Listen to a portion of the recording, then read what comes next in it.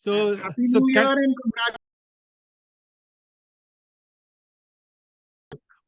we will talk about that later. Okay. So can we start? Right. Okay, great. Great. So, friends, welcome back to our post-lunch session today. In the morning, we listened to a very nice lecture by Professor Priyambada Sarkar on Frege, especially his, sense reference distinction. So now we will have another very, very interesting lecture by Professor Rakesh Chandra. Professor Chandra is a professor of philosophy at Lucknow University, and he is, one of the most prolific speakers and writers on philosophy, on different philosophical issues in our country. So, without wasting any more time, over to you, Professor Chandra. Thank you very much, Professor Nirmala Chakravarti. Thank you very much. Wishing you a very happy New Year. What I'm going to talk about is especially with reference to J.L. Austin's work, how to do, and especially one of his major works, which is very well known, How to Do Things with Words. But what I have planned is that I'll divide my paper or my talk into 4 sections. 1, a brief overview of philosophizing about language. 2nd, Austin's discussion within the framework of ordinary language. Then some kind of a close appreciation of the text, especially looking at the early remarks in lecture 1, 2, and 3, and then lecture 12. And then some remarks, especially with reference to a very well-known scholar of Austin, Professor Warnock. Right. So it's standard for all of us to remember that philosophers and scholars have a very strong fascination for language and have always had so. So whether they are religious-minded people or people who are neutral regarding the nature of language, we have spoken about God's word, the divine Vach, the Vagdevi, and also we know that in the whole question of politics, and especially radical politics, people have been talking about getting the right to retrieve their own language, their own word. Naming the word is the naming of the world, as Paulo Freire would say. So there are many ways in which language is seen. Firstly, it is seen to be a characteristic of human beings. And so to know about language is to know something about being human. Secondly, many believe that we have a faulty language. And when we have a faulty language, we do not understand reality correctly. So maybe a good understanding of language will give us a good understanding of reality. Thirdly, many held that language is reflective of reality. So if we understand the structures of language, we would understand the structure of reality. And it was believed by many that in the Socratean dialogues, it was said that since we cannot directly look at reality, and if we were even trying to do that, we would be blinded. So it's a good idea to get through the mediation of language. And then, of course, there is the other. Of course, there are many avatars of that. The last being the picture theory of meaning of Wittgenstein. And of course, there's a Kantian variation that language, though not directly reflective of reality, represents our thought about reality. But the fourth way of looking at language is also very valuable and educative, of looking at language in and by itself, because language itself is very fascinating and many people are interested in that. And all of these views are related to the history of philosophy. But as we all know, that the language studies have often been categorized in many ways. One of the ways is that you look at closely the syntax, which is the structure of language. The other is that you look at semantics. And then there is a third view, which says that no, we look at the whole context, where we look at the hearer's framework, we look at the speaker's intention. And that is what we generally categorize in terms of pragmatics. In different periods of the history of Western philosophy, some things were focused a little more than the other. It cannot be said that the earlier people did not know it about that at all, but certainly the focus was different. The emphasis was syntax was great up to a long period, and especially it brought great focus in Tractatus Logico Philosophicus And also then Tarski's very famous article about which you must have heard very often, that the concept of truth in formalized language, 1935. It is considered to be a classic in the development of semantics. Then there was this idea that, a purely syntactical view of features enriched by semantics is not enough. So we need something more. And then we came to pragmatics, where speaker's meaning and hearer's meanings, as I said. So notions of truth and meaning are closely related, and they are also related to in a particular context. And you know that I'm sure you have had a lecture, and Professor Chakravarti is an expert at that especially with Davidson, we find a very lucid extension of Tarski's work by asserting that the theory of truth for language is at the same time also a theory of meaning. And then we have people like Grice, who takes speaker's meaning to be basic, and Strawson, and many others who are talking about this. Of course, in the classical Indian tradition of concerns about language, we find some of the best people in Nyay, where all of them have already been taken care of very long back.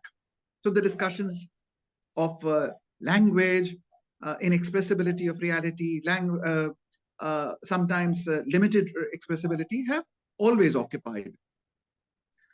But the recent debates that we have had are also very important. And in that, again, many people say that our discussions of language, whether in the old form of the Socratean, Platonic, Aristotelian, Kantian way, or in their new avatar, when we look at the so-called linguistic turn and philosophy of language being done largely through linguistic methods, in that also, they say that you are talking in very foundational terms and talking about knowledge, reality, and truth in a capital T. And this itself is a problem because you have actually not given up your obsession for foundationality.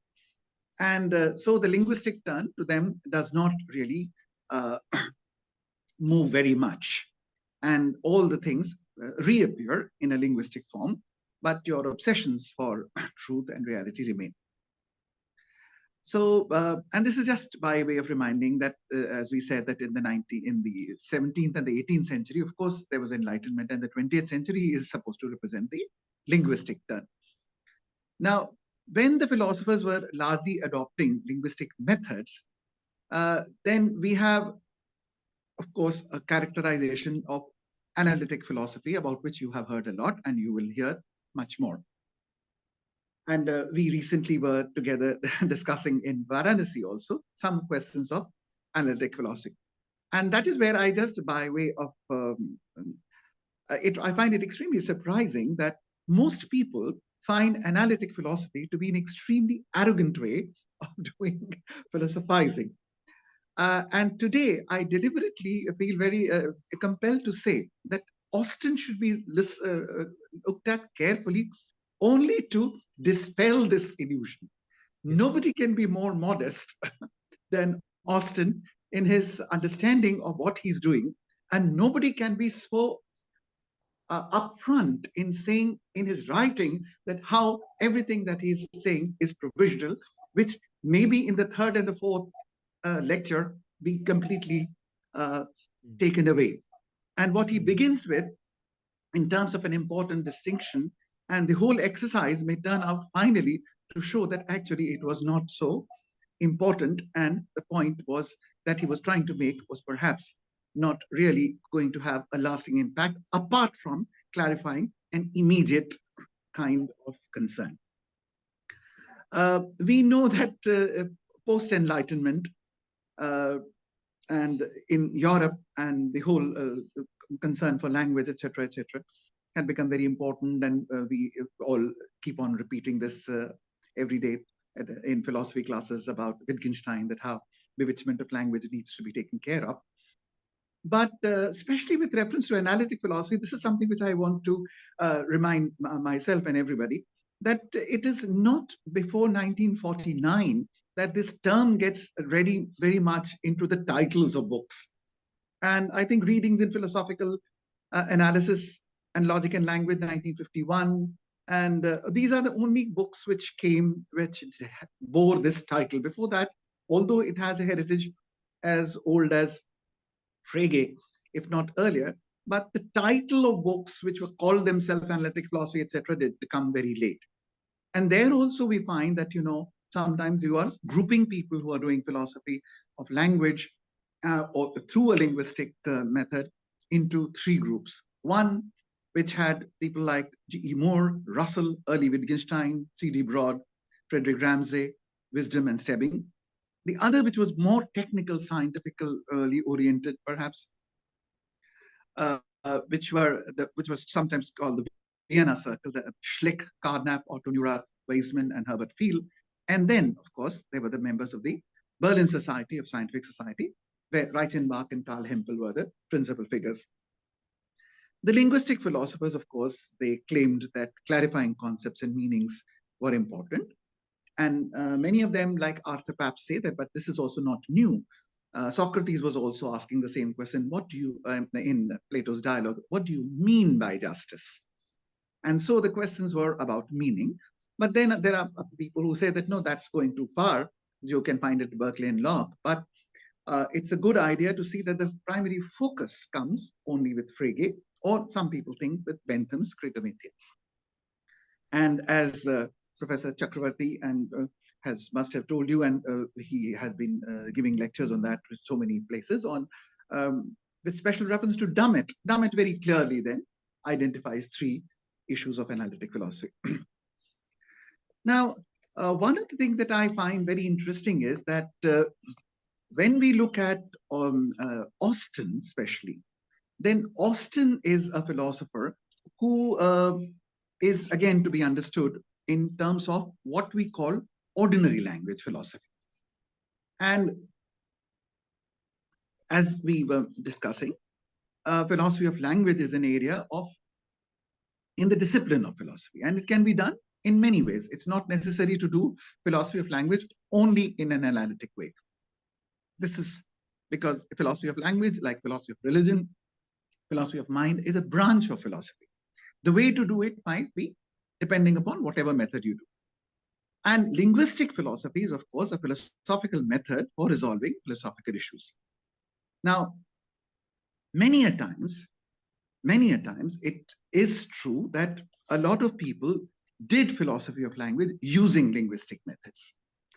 And when they were doing linguistic methods, it's not surprising that these two philosophies were very closely related, and people started almost identifying them. Some of the identification is misleading, and while some of it is not. The theory of meaning in philosophy of language were done with analytical tools, and if not all philosophical issues, they were thought that most of the philosophical issues are based upon linguistic confusions, which come only because we fail to understand language. And as I mentioned, there were two important ways in which these two things took their turn. One was called the ideal language, and the other was called the ordinary language approach. The ideal language philosophers focused on the descriptive or the representative function of language, and they investigated the meanings of words insofar as they relate to objects or facts in the world. And these linguistic expressions are then supposed to be truth-bearing, as they represent the states of affairs either correctly or incorrectly. And this language was to be investigated in the context of advancing knowledge about the world, and especially with reference to science, because that was the great excitement about science being be all and end all.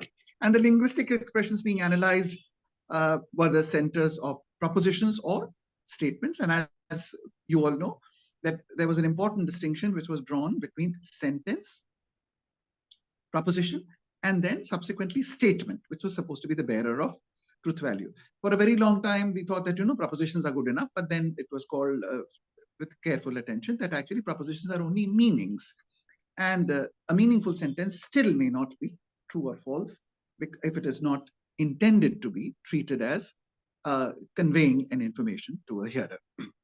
So it's what they would call an occasion sentence or something. So that statement kind of thing came later.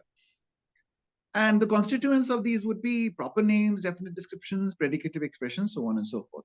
On the other hand, the ordinary language philosophy did not focus only on this particular function of language, and they investigated language in its variety of functions as found in their everyday context of use. Uh, this may sometimes look like that, no, they are talking about language games, but not necessarily so. Language games actually gets a little more technical, and it has a certain kind of an insulated view about rule governance. But certainly that multiple contexts in which language can be used between language and its users. The language is here investigated mainly in the context of satisfying the intention of the language users. So the linguistic expressions being analyzed include a large number of things in which propositions are only one small element. So the ordinary language philosophers were talking about all functions of language, not just the declarative function, so to say. It would be peculiar to insist that that the artificial language philosophers were only doing so, but certainly the focus was there. Because you can't fault them for that. Maybe when further requested, they would have come up with a good analysis even of the non-declarative sentences. But somehow the focus was like this. Now, whatever approach we approach, linguistic philosophy, analyzing philosophy in a particular way. And linguistic philosophers of the ideal language persuasion would point that philosophical issues, mainly when they arise in the descriptive function of language, they are because you are confusing. So the descriptive function of language is the primary function. And when you actually use certain other function of language, imagining that you are doing a description, that is where the confusion lies. And so they brought about ambiguity, vagueness of ordinary language as a fault. And the way to detect and avoid linguistic confusion is the use of a logically perfect language, which in the hands of these philosophers trained largely in mathematics, it mainly referred to symbolic logic.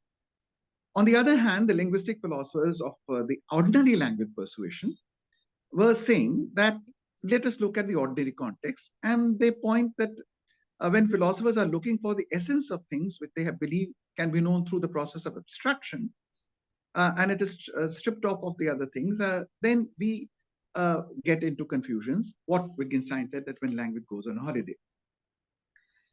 Ideal language philosophers, of course, there were many. I think primarily people like one period of Russell and then Carnap. But we are rightly told that Locke's ideational language, ideational theory of language, and Mill's object theory, and of course, one that you have just heard in the forenoon, the sense reference theory of Frege and Russell's theory of definite descriptions are all parts of that very careful idea of an ideal language, which should tell you that how things are correctly represented. So the representative theories of meaning under the ordinary language philosophy, where do we find them? And for that, I think we have to go to Moore and his views on common sense. And then perhaps to Wittgenstein's use theory, and as of today, to Austin, and later to Searle's speech act theory and Grice's theory of conversational implication, as we all know. So, of course, as we were rightly reminded recently by, again, which we should be remembering, that there are many other theorists of language also, very, very important, not only these who do not necessarily belong to these schools in a very rigorous way, and very eminent people, including Chomsky, Kripke, and Quine, because it would be mistaken to put them as either. The speech act theory is classified generally, as I said, under the ordinary language philosophy, for its aim is to accommodate a wide variety of linguistic functions. Of course, there is no claim that all functions are identified, but certainly a large number of them have been given in the kind of taxonomy which Austin tries to attempt in those lectures. Austin would claim that propositions or truth-bearing expressions do not occupy the fundamental status in the overall operation of language. So that's not the only thing, and they are not the only kind of thing. For their truth conditions are subsumed under more general conditions of success, satisfaction, or as it is in terms of Searle, or speech acts. Still another, the mental acts of language users, which include their intentions, is of crucial importance in the successful performance of a speech act. So now the theory of language then moves to a theory of action, and then also goes to the theory of what we call philosophy of mind, because that is where you're going. You're not only confined to the orthographic symbols or to the sounds, so to say, because you're talking about the speech act, and where the speech act actually is not just the utterance, but it has a reference to the intentions, and so philosophy of mind. Now, this point emphasizes that the ordinary Anglist approach, in which the language world relations is determined by language user relation, and the direction or the fit. This is Searle's phrase, but we are not doing Searle right now. And here we then come to Austin. And when we come to Austin's preliminary distinction, he draws a distinction between two kinds of utterances. And this is very interesting, and I'm sure we would be greatly benefited when Professor Chakravarti helps us to understand that in classical Indian philosophy also sometimes there seems to be a great deal of emphasis on the term utterance, vak, vak, vak. And so it's not on shabda, but on vak.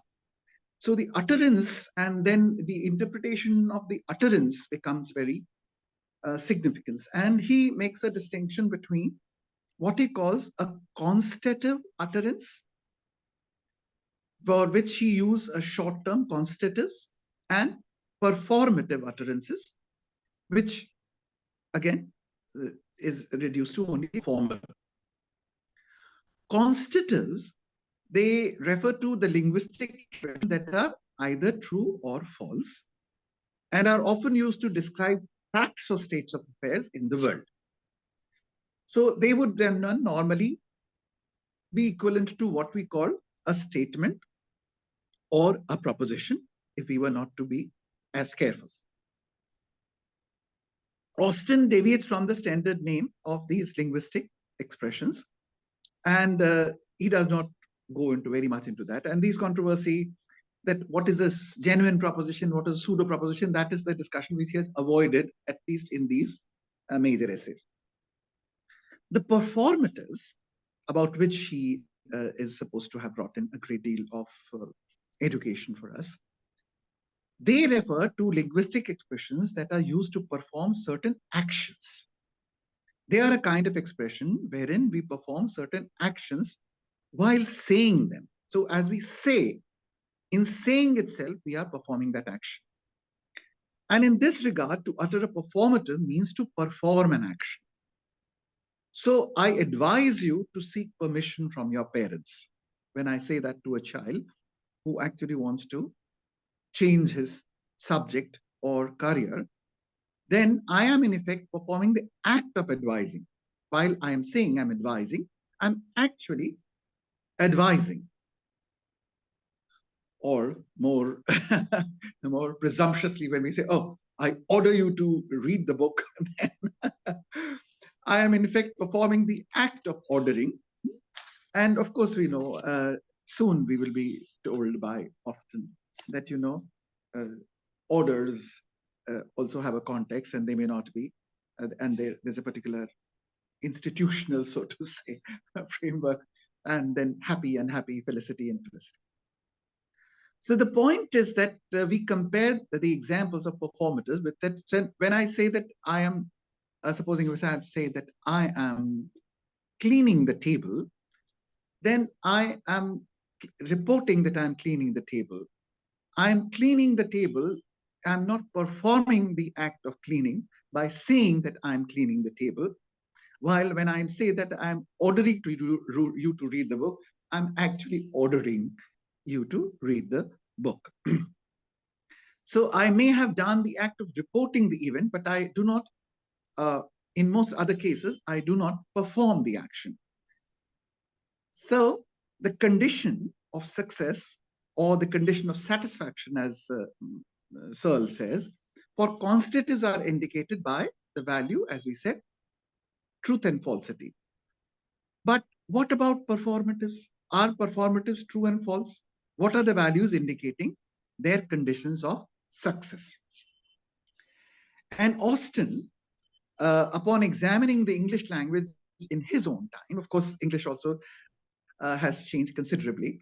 And the people from our generation and your generation also have very different geographical points of reference. For us, English meant the Englishman's English, and Britain was the source of it. For you, generally, it is America and the American accents. And so also when you are looking at your Google search for meanings, etc., you get the American meanings, while we don't. So when we are looking at English language, they had no expression at that time to capture what Austin was calling a performative. And this, I think, is important for us to know, because we are talking about 50s. So what would be the success and failure of a performative? For that, what would be the word that you can use for that? So had the performative succeeded or not succeeded, in terms of, like, has the statement been satisfied, then you get truth and falsity. So here, what happens with the performative? For that, he uses the term happy and unhappy. So he said that the term expression happy and unhappy are to indicate respectively success and failure of a performative. So if a performative is successful, that is, if the action it tends to perform is successfully done, the performative is happy. So if I am successful in ordering something by saying that I order, then it's a happy performative. And if I am not able to do that, which I usually would be, then it would be unhappy.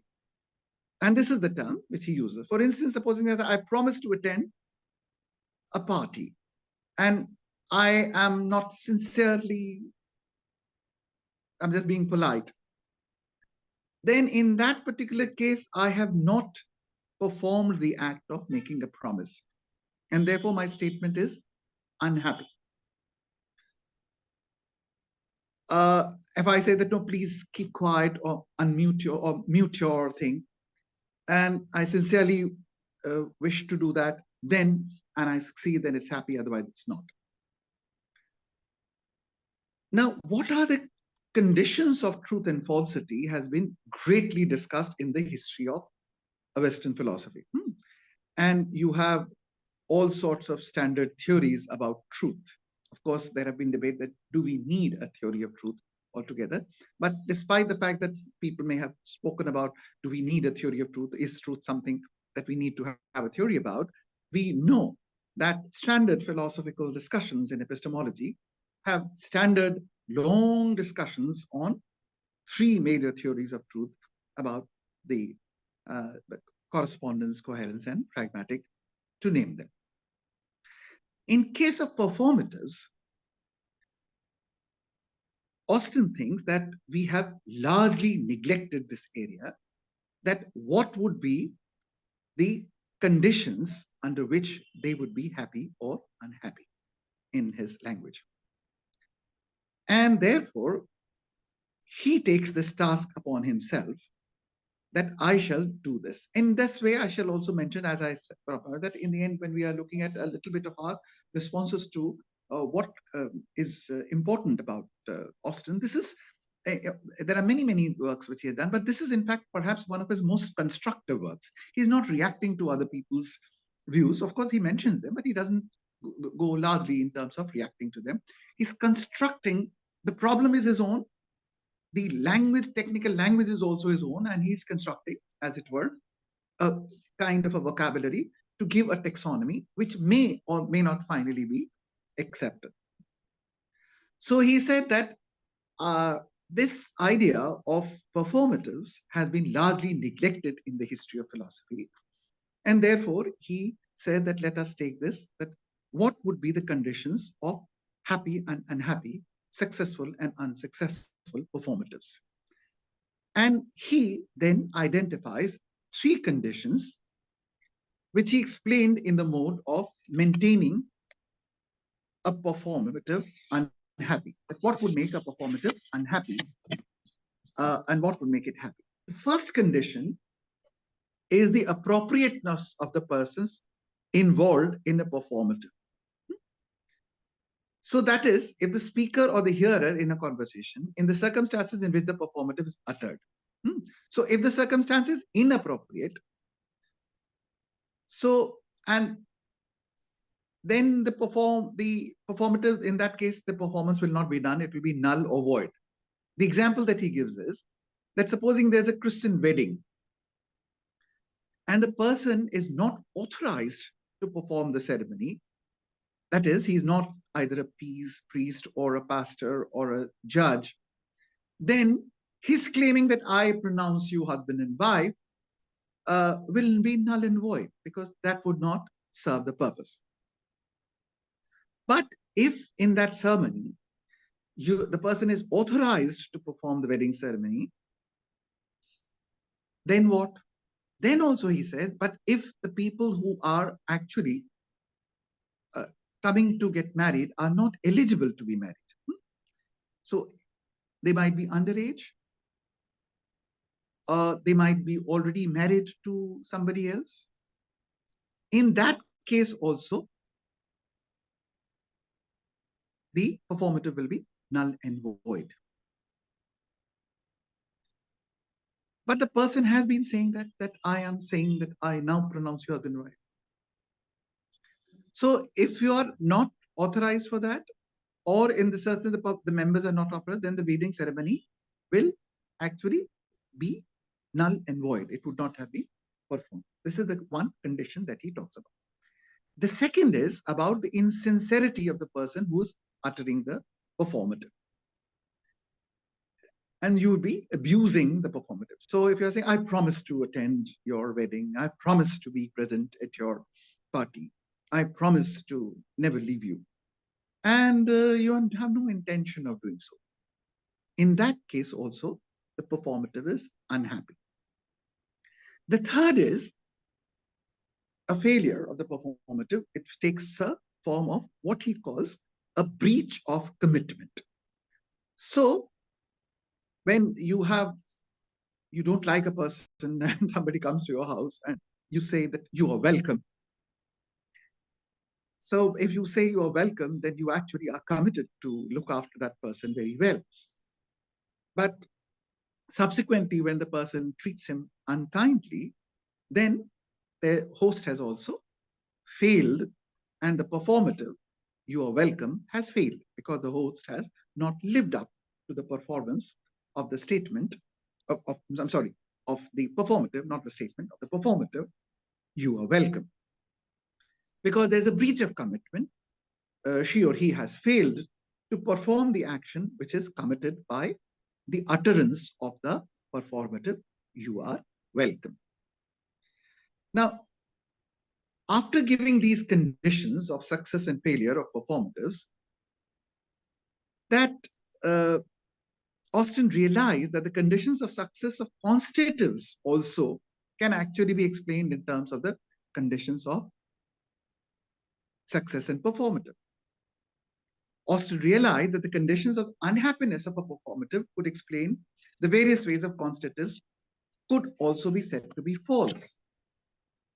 And then this is what he does. And this is where I really find that how careful and honest he is to his inquiry. So though he's initially wanting to find a distinction between constitutives and performatives, and though he's also beginning with the assumption that one has been neglected over the other, and so one needs to find some differences. And he very soon, when he is giving this account, he said that, but these accounts are also relevant to the constitutives. And he then quickly gives us examples. And he says, in short, he says that, let's take as example, all John's children are bold. The cat is on the mat. All guests are French.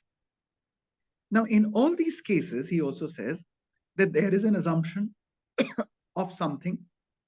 Just as in that case, the assumption was that you are the relevant authority and you have been authorized. So here also you have presupposing that John has children, and in order to say that they are all bold, you say they are. Secondly, the cat is on the mat. They imply the person believes in that. So the sincerity of intention is also involved in it. And in this case, that all the guests are French. In that also, that there is a certain kind of behavior that is following from that. So he wants to. He says that there are many similarities between the constitutives and the performatives, and the conditions that he's finding out, putting in case of performatives, may not be only a distinctive conditions for the performatives, because they also have a role in the functioning of the so-called constitutives. And Austin eventually arrives at a conclusion that a very clear distinction could not be made between constitutives and performatives, as constitutives also prove to be a kind of performative. So when we are describing, stating, or asserting, as constitutives proved, which these constitutives do themselves, acts are performed in saying something. And so then he tries to see that, okay, let us then try and find something about the logical structure of the performatives. And then he makes a distinction further between the explicit or implicit performatives. An explicit performative is one where it is clear from the utterance of the performative, I promise, I advise, I order. And in some other cases, there are implicit performatives in case of the context that determines what kind of thing is being performed. So I will be there when I say that I'm making a promise, although I'm not saying I promise. So there's an intention and there's an implicit kind of thing. Then further, when he's trying to look at the logical structure, he the actions which are performed in uttering a performative, what is involved in that? There he again very carefully breaks it down, the performative, into three kinds of things, which you all know, but I'm again repeating that. Anybody who has read this thing, we talk about it. The locutionary act, the illocutionary act, and the perlocutionary act. And then further, when he is talking about the locutionary act, which refers to the mere utterance of the performative, that also he then very carefully then divides into three. First is the phatic act. So when you are making a noise, so when you're saying noise, so when I'm saying noise, I'm making a noise. Now this is the phatic act. The second is, so I'm only producing referring to the producing a. Then there is the phonetic act. And what is the phonetic act? It refers to the act of producing sounds that are recognizable as words from a certain vocabulary or grammar. So when I say noise, then it's a part of English language, and it's as a part of that grammar in which it is supposed to be referring to. It's a name, it's a noun, and it refers to something. And then he talks about the rhetoric act, referring to the act of using to convey the music. So there's the phatic, phonetic, and the rhetoric act. The rhetoric act refers to the act of using the word to convey meaning. So I'm conveying by saying I am making a noise or don't make noise. I am uttering. The utterance has a meaning, and I'm conveying something to you. And this again, I think, going back to the idea of the sentence, proposition, and statement is that statement is that then when a speaker with an intention of conveying something to the other is uttering a sentence which has a meaning or a proposition. Now, the second component of the act, so the first component is the locutionary thing, which has three components, phonetic, and rhetoric. And the second is the illocutionary act, which refers to the act of being that is being done in uttering or uttering a performative. So when I say I promise or kindly give it to me, in saying I have done the illocutionary act, and in the illocutionary act I have requested or ordered. So the illocutionary act is the act being done in uttering the performative. So I may be making a promise, or maybe requesting, or maybe commanding, or whatever. And the third is what he calls the perlocutionary act, which refers to the act of the speaker, which the speaker wants to elicit in as a matter of response from the hearer. So if I make a promise to somebody, then the person may be relieved or convinced or persuaded or maybe happy, whatever. So the three components, the first having itself three components, this is the kind of a careful account which he tries to give as he tries to find the logical structure of a performative. So the three component acts of a performative act are also related to each other in a logical way. So the perlocutionary act presupposes the illocutionary act. So the performance cannot be this, the illocutionary act is done. Now, this illocutionary act then presupposes the locutionary act, because if the locutionary act is not done, then the illocutionary act does not perform. Now, a locutionary act need not entail an illocutionary act, for one can just utter a word without intending to perform the action through these words. I may just be uttering it, and that is the reason why we said that, propositions, though meaningful, may not necessarily be the bearers of truth and meaning if they are not intended to convey an information to the other. Similarly here, I may be just uttering, I promise, or right now I'm saying, I promise. Here it's an example, and it's not actually, I'm not promising anything. So I'm uttering, but without performing, because the utterance does not have the required intention of the performative. So the locutionary in and by itself does not imply the illocutionary and the perlocutionary. And in turn, the illocutionary act also need not entail the perlocutionary, because I may intentionally do the thing, but the hearer does not appropriately respond. So the perlocutionary hasn't happened. So there is a logical relation, that there is a presupposition of one with the other and the other, but the presupposition is there, but not the implication that one implies the other. Now, this is the kind of framework in which very carefully we have found Austin giving us this series of lectures. And as I thought that it might be useful for us to also see that how carefully he does that. This is the overall framework in which he's doing. And you just have to see that as he begins his lectures, he says, what I shall have to say here is neither difficult nor contentious. The only merit I should claim for it is that of being true, at least in parts. Look at the modesty with which he is beginning. And he said that it is for too long the assumption of philosophers that the business of a statement can only be to describe some states of affairs or state some facts, which it must do either truly or falsely.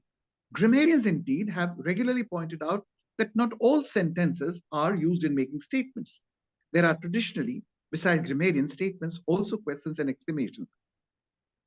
So he gives a very, at the very beginning, he is very modest.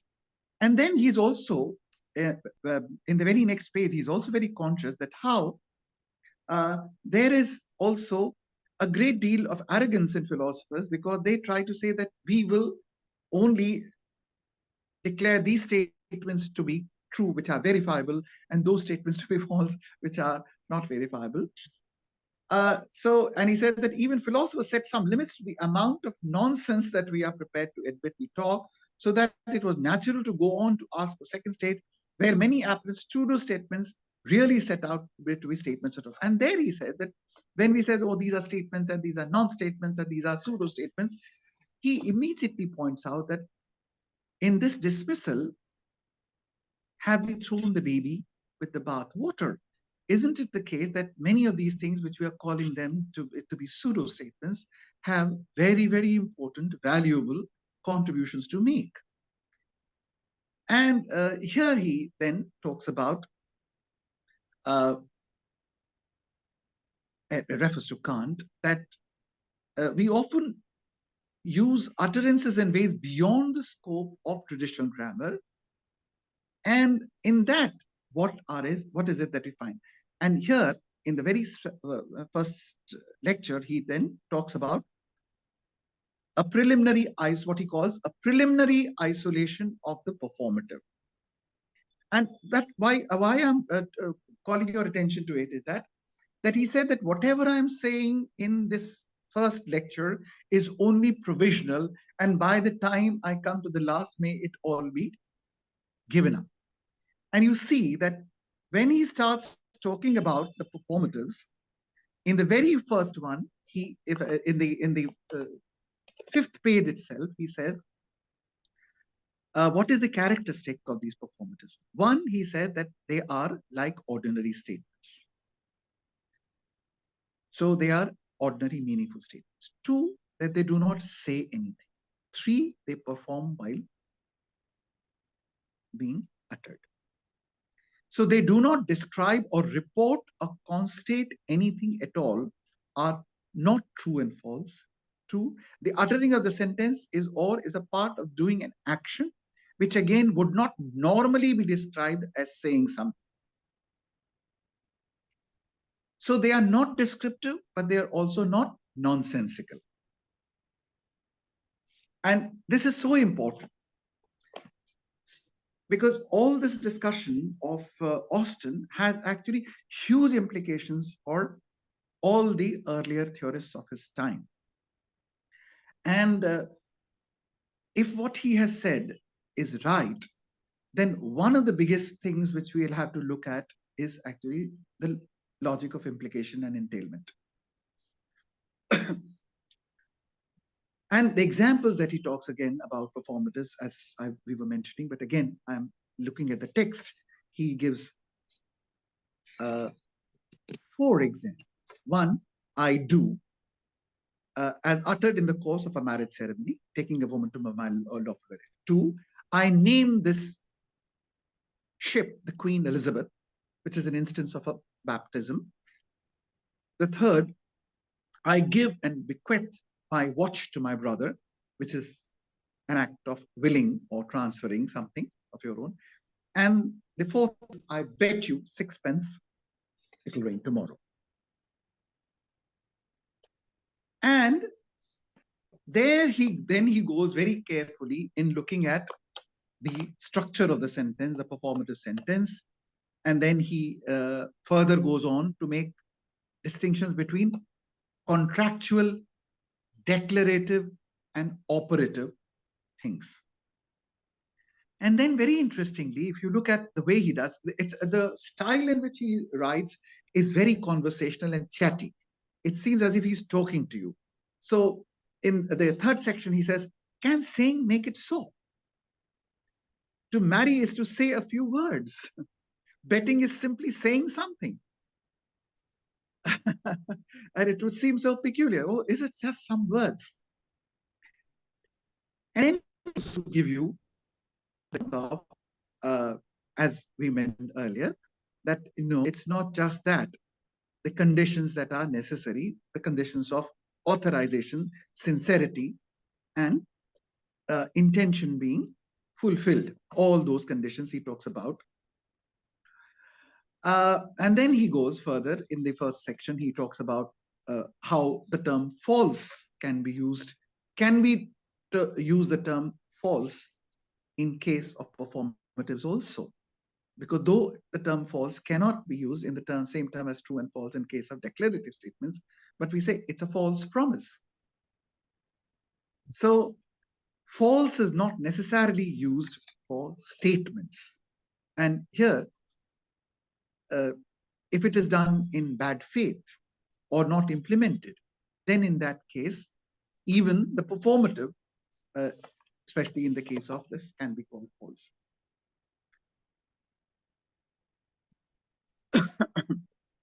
In lecture 2, again, as we see that he begins with a critique of the philosophy being done at the time.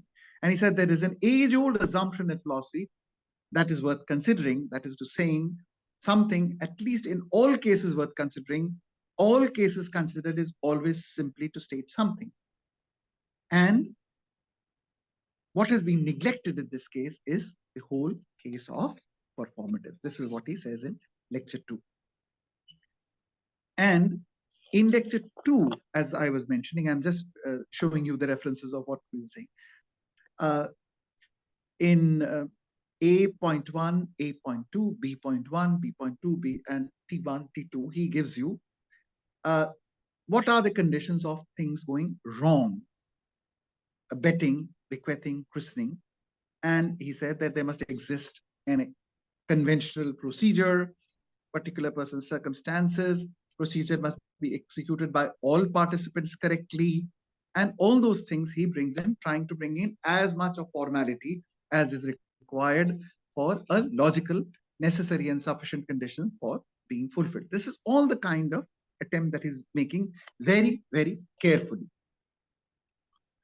And then he, again, as we saw in the same lecture, he talks about when the act is achieved and when it is not.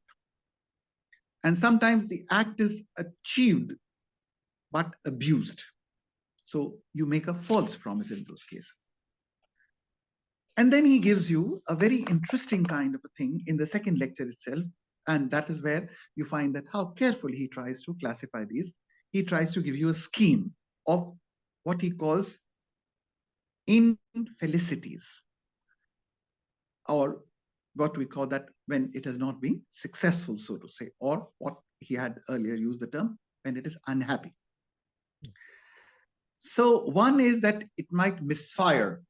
An act may be purported but void. It may be a misinvocation. An act is disallowed. The other maybe it is misexecuted and the act may be vitiated. And these are all cases of, these are the two cases of misfiring. There is a misinvocation or it may be a misexecution. And there may be flaws and hitches and misapplications. The other section is a deliberate abuse. So an act is professed but hollow because of insincerity. So he then tries to see whether the act, how does the notion of act and infelicity go together? How complete is this classification of infelicity? And are these all cases of infelicity mutually exclusive, that I may be misvocating and through that I may be misexecuting, or I may be misexecuting and therefore so all these things he's very carefully calling our attention to. And Then he's also asking this question that does the notion of infelicity apply to the utterance which are statements? And is there not a presupposition of existence in all of these? And how is the question of a constitutive, true, false, a presupposition of these performatives? And what is the relationship of these? He tries to give a very careful account of these things. Then again, he talks about the one notion being parasitic upon the other. He talks about being heard, being understood, and then for execution and non-execution. And still, that you may be heard and understood, and still, if the required thing doesn't happen, then it is void. In lecture 3, again, he talks about 6 kinds of infelicity, as we saw earlier. And of these, 4 were such as to make the utterance misfire, the act purported to be null and void, so that if it does not take effect at all. And then he talks about other claims as well as we go along. Largely, he's saying that there must exist a conventional procedure for convention to be, and there must be an audience who understands, and it must not be the case that they are not the rightful people to whom as the example had suggested. Then he has a very interesting kind of thing which I find very useful, and where in lecture 4, which I thought I wouldn't do, but I think it's interesting. He talks that when we are talking about infelicities, we are talking about thought, feeling, and intention. So when he talks about feelings, he again very goes in detail. So if I do not have the right kind of a feeling, then the performative does not happen. So when I say I congratulate you, and I don't feel pleased at all,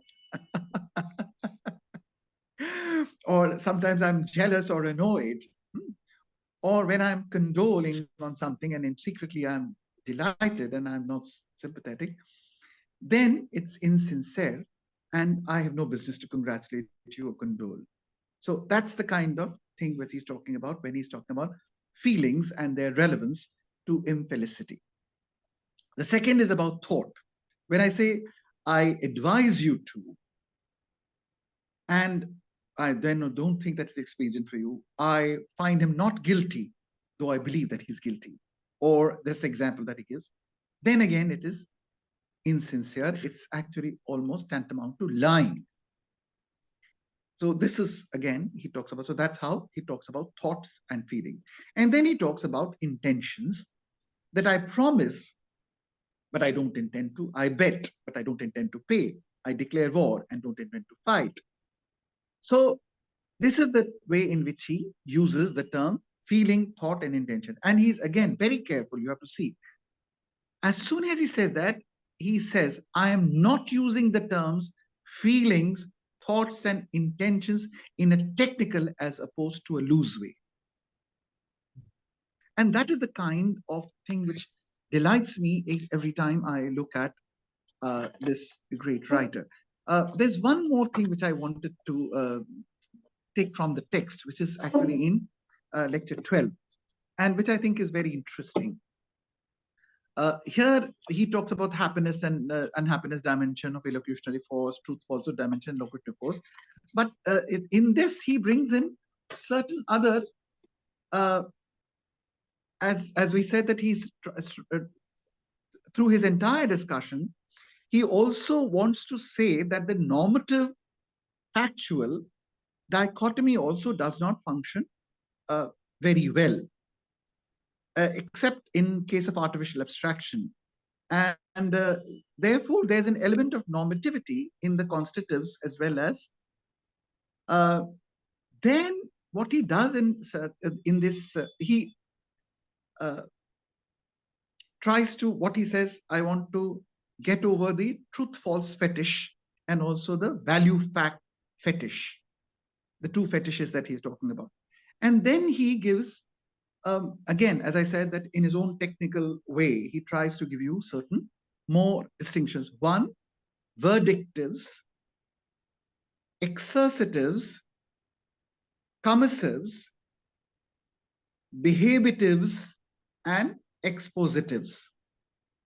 And what does he mean by that? The first, the verdictives are the one where a verdict is being given, say, for instance, by a jury or an arbiter, or in more familiar terms, an umpire in a game. This is a claim that we are making. We are giving a verdict. It may not be final, but it may be an estimate or a reckoning in, but still it is giving a, and which is, it can be certain or not certain. The second is exercitive, where you are exercising your power or your right, your influence. So when you appoint somebody, when you vote for somebody, when you order somebody, when you advise somebody, or when you warn somebody, then this kind will be called exercitives. Then there are the commissives. And what are the commissives? The commissives are when you are committed to doing something by making a promise. So declarations, announcements, etc. We have just, at the coming of the new year, made many such. So they, of course, they are related to the verdictives and the exercitives, which he accepts. But nonetheless, he categorizes them as separate. The fourth is behavitives. And the behavitives is, again, a very peculiar kind of thing, which is related to social behavior. So apologizing, congratulating, commending, condoling, cursing, challenging, all these are examples of what he calls behaviors. And the fifth is the expositives, which he himself says as difficult to define, but they fit into the course of, like, I reply, I argue, I concede that, I illustrate, I assume, I postulate.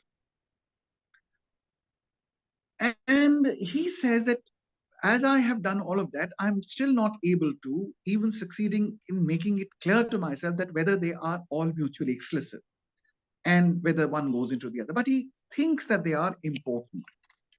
It's interesting that further in the verdictives, he gives examples of acquittal of a convict, etc., etc. And he compares it with the commissives, he compares it with the behavitives.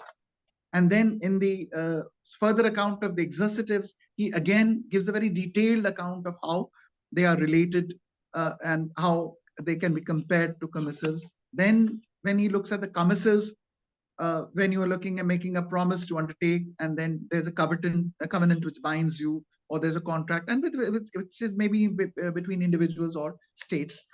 And so all that he does, and then he slides into what we call descriptives. I declare my intention, etc. And then he again compares it with the verdictives, compares with the behavitives. What I find so fascinating is that in each one of them, he tries to first give a definition, then slips back into the no, it's like the rest of them, then illustrates it with example. So in apologies, we are saying apologize, I apologize. For sympathy, I say, I am commiserating, I'm complimenting. And he tries to see that how they are related to each other and how the failure may occur in case of these things. He also then tries to give lists of each one of them. So what is the list of the expositives? So I affirm, deny, state, describe, classify. And when I deny, or what happens when I report, swear, conjecture, doubt, know, believe. When I remark, then when I inform, when I accept, when I correct. And he has a very peculiar way of numbering them as well. And in all of that, you find that how carefully he has tried to do the entire analysis. It's interesting to, as I mentioned, that we need to look at it very closely as we go along. But what I find most interesting is that when you are looking at Austin, and especially this work, How to Do Things with Words, we also have to remember that this is something which he thinks that he had actually started thinking in 1939. But what we have in our hand is largely what are the Harvard lectures of 1955, and which get published in 62, and which are also very much related to his earlier lectures in Oxford, which were actually not called How to Do Things with Words, but called something which is, I think, more telling, Words as Deeds. And this Words as Deeds is again 1952, and this is again subsequently which he does that. The interesting feature which we are told is that actually it is all triggered by a discussion that he has with H.A. Pritchard. And Pritchard, with whom he was corresponding, he was worried about how can saying something create an obligation? And how can utterances which look on their face misleadingly like autobiographical elements in which the speaker is saying something of himself, that he's doing something, but in fact, he's just saying that he's doing something. He's saying of himself that he's doing something, but he's actually doing it. So I promise in that I am actually promising. So how do words themselves become deeds, as it were? And this is the very interesting kind of a context in which he is talking about it. And as we mentioned, that one other remark which is very important is that this is in fact an exceptional work which is largely constructive, because we know of earlier people, and especially in case of Kant, where also there's very little mention of other people and sometimes wrong mention of other people, but generally we in the 20th century largely the discussions have been very reactive, that this one is saying, this one is saying that. And earlier in the Indian philosophical system it's largely formulated in terms of a reactive. But this is how to do things with words is largely constructive, as I mentioned. He's not talking primarily about other people and their views, and straightforwardly he's just trying to justify his own views, and also very carefully and very tentatively devising his own terminology. It begins with the discussion, as we saw, with statement which are supposed to state facts which are true or false, and then he goes to performatives which exhibit the three features, as we said, that they are look like statements but they are not, they do not state anything but they do perform, and then questions arise about performative utterances. Are they not implied in truths and falsehoods? And just as in the constitutives they may have the conditions which are there. It's interesting that Austin sometimes seems to conclude that in a decontextualized, departicularized way, the constitutives and performatives may look more different than they actually are when put in a particular and a contextual situation. But his commentators, notably people like Warnock and the others, they say that actually when in his modesty, Austin concludes that there may not be any difference whatsoever between the two. That may not be the case. There might not be many differences, and they may not be entirely different from each other, but there are very interesting differences between the two kinds of statements, if we would like to, or acts, the performative act and the constitutive act. And what I find is that the richness of this has been subsequently taken further in much discussion, especially in Grice and of course in Searle. And also I think recently we found that very to our great delight when we were in Varanasi, we were quite delighted to hear one paper where Austin's theory, as it should have been done, was used to look at a modern political discussions of feminism. That, how do you then look at the performatives and the speech act itself, and with special reference to certain people. So it's quite delightful, because that's again a charge which people had against analytical philosophy and linguistic philosophy, that, oh, it remains entirely politically useless. But here, an actual use was being made, and I think it's very, very important. But for all of us, I think it's very important that this kind of discussion on performatives, which talks about, which begins with a very clear-cut understanding that they are not like descriptive statements in terms of explicitly stating something as true and false. Yet there are relationships and logical relationships of this with not only circumstance, but with other statements. Can we talk about this without then developing some kind of a logic for them in terms of logical relationships? And we all know that how difficult it has been to develop the logic of presuppositions. But I think it's important that the logic of presuppositions of a certain kind it will be useful in this case of understanding Austin, like this whole thing of there being a convention, the element of sincerity, the element of acceptability, etc., etc. All of that will be worked out in terms of implication, if not entailment, so to say. And that, I think, is still a task which awaits to be done. I'm grateful that Professor Chakravarti put me to this task, and I enjoyed reading, and I really thought that, we really need to work very hard on this man and his work.